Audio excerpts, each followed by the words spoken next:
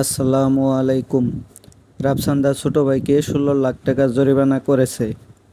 তরুণ প্রজন্মের জনপ্রিয় content creator ও food blogger Iftekhar Rafsan ওরফে রাফসানদার ছোট ভাইকে ১৬ লাখ টাকা জরিমানা করেছে বিশুদ্ধ খাদ্য আদালত।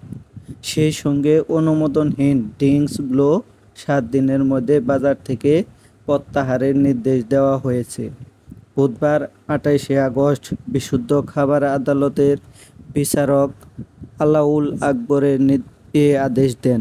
এ সময় প্রায় ১.৫ ঘণ্টা আদালতে দাঁড়িয়েছিলেন রাফসান।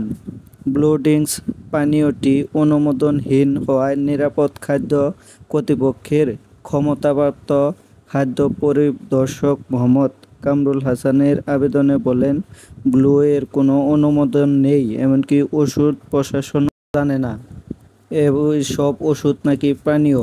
সেই পরিপ্রেক্ষিতে গত ৪ জুন আদালত রাফসানের বিরুদ্ধে গ্রেপ্তারি পরোয়ানা জারি করা হয়।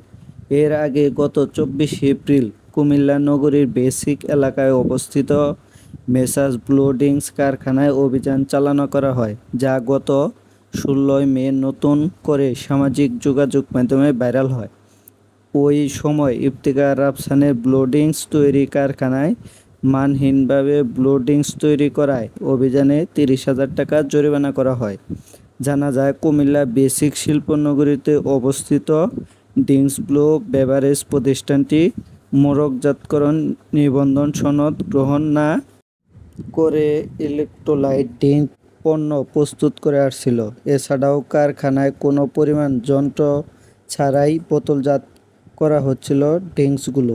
নিবন্ধন ছাড়াই মোড়কজাত ও বাজারজাত করায় ওজন ও পরিমাণ মাপদণ্ড আইন ২০১৮ এর ৪১ ধারায় ৩০,০০০ টাকা অর্থদণ্ড দেওয়া হয়।